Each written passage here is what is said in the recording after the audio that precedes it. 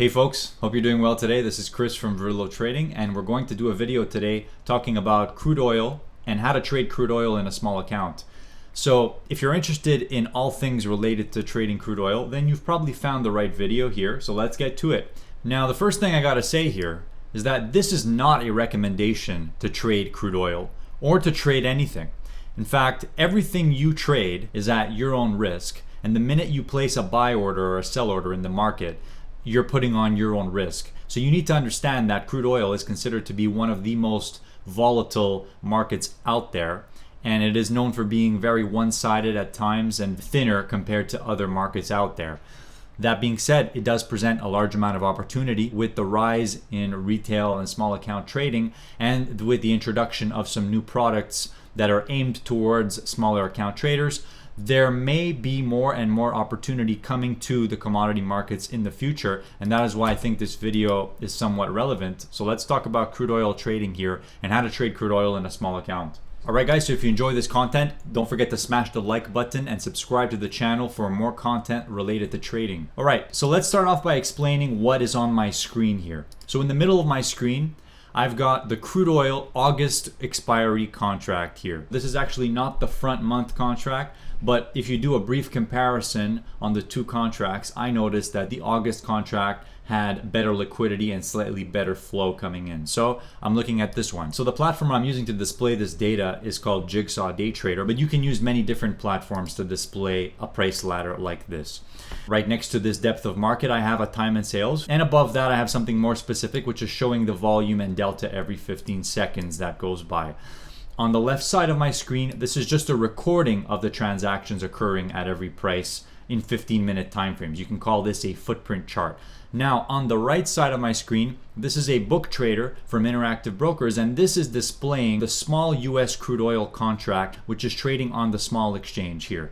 And this contract here is actually the July expiry. Something I noticed that was interesting today is that this contract trading on the small exchange with the July expiry is correlating almost tick for tick with the August crude oil contract CLQ trading on the New York Mercantile Exchange. If you take a moment to watch the bid and offer spread very closely, the first thing you're going to notice, of course, is that on the SMO, the bid-ask spread is slightly wider, around 4 to 5 ticks wide, whereas on CL, it's 1 tick wide.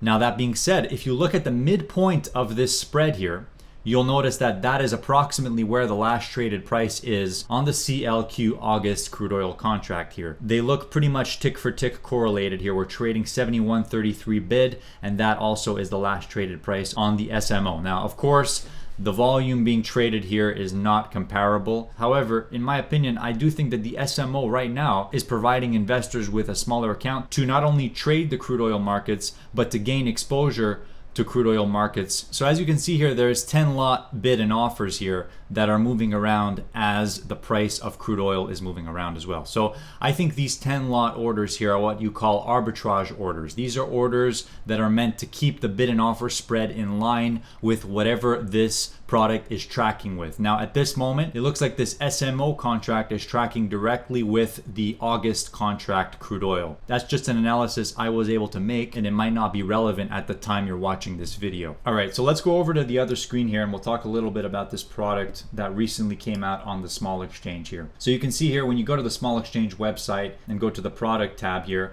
you're going to see all of the information relating to this contract. So we can see that this contract has a notional size of $7,100. And depending on your broker, the initial margin to put on a position of one contract is going to be around $1,000 to $1,100. Now that is not an intraday margin, that's an exchange margin. So if you meet this requirement, you're going to be able to hold these overnight for as long as you want. Now the thing about the small exchange is that all their products have a $1 tick value. So for every tick that the crude oil moves, in this case for every cent, it's a $1 movement of price per contract. So if you buy it at 21 and you sell it at 22, you made a $1 profit, and then you have to subtract your commissions from that. So right now, as I'm making this video, this SMO contract is the smallest exposure a trader can get to the direct value of the crude oil futures contract. So let's do a little demonstration now of how someone would trade this market. So again, to reiterate what I've been previously saying, I'm looking at the crude oil contract because this contract is trading a lot of volume. And on the side, I'm looking to execute my order using the small sized contract on the small exchange. Just for the sake of this example here, I'm going to place a buy order and get filled on the ask. Therefore, I'm going to place a buy market order. So I bought the ask at 71.22. Now on the right side of my screen, you can see how the P&L is being displayed here. So for every tick up or down, I'm making or losing $1 with this position that I have going on here. Now let's go over to my other screen here. And I just wanted to show you the commission that I paid here in this demo account, and that is 29 cents. So now I'm going to go ahead and close this trade here, and I've paid another 29 cents to close this trade at the bid. I've realized a loss of $4.59 because I bought the ask and I sold the bid. Great job. So these commissions are an example of the commission you're going to pay if you use interactive brokers. So it would be 58 cents round turn, meaning that if you manage to lock in a 1 tick profit in SMO, you would still be green on that trade, which is very reasonable. So that's a big thing for short-term traders, is that we want to make sure that our round turn commission is not bigger or much bigger than a 1 tick movement in our contract. So I'll just do another trade example here, where I'll try and get filled on an order.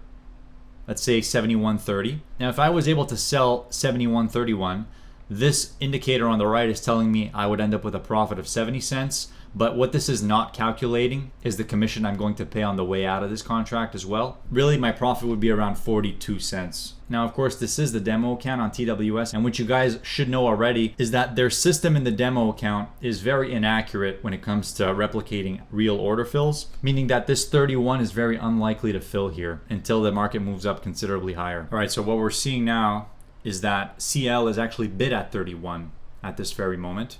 So as you can see, my sell order at 71.31 has now filled at that moment. So now I'll switch over to my other screen here, and you'll see that a 1 tick profit in the SMO resulted in a 41 cent gain.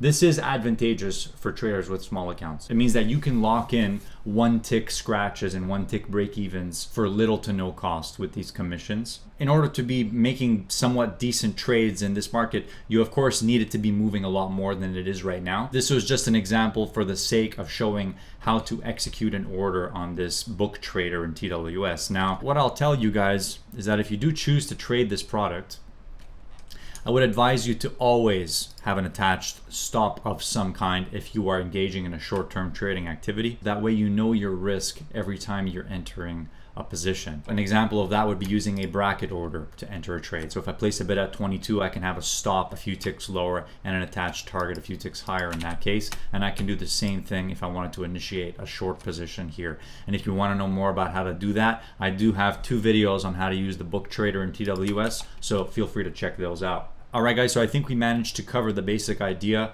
of how you can trade crude oil using a small account. I do think that with the release of smaller contracts like SMO, the participation in these markets is going to change, which in turn may result in the liquidity and the market behavior changing as well. So that's something I'm keeping an eye on for the next few months going forward here. The last thing I gotta say about that product in particular is that you gotta be aware of the closing time of the exchange. So it opens 7 a.m. Central to 4 p.m. Central. So that means that it closes at the same time as the CME closes. However, it does not open for overnight trading like the CME does. So that may be a disadvantage for some traders who look to trade in the after hours. Alright guys, so if you learned something from this video, I'm really happy about that, and I'd love to hear your comments down below. We'll catch you soon. See you in the next one. Take care. Bye.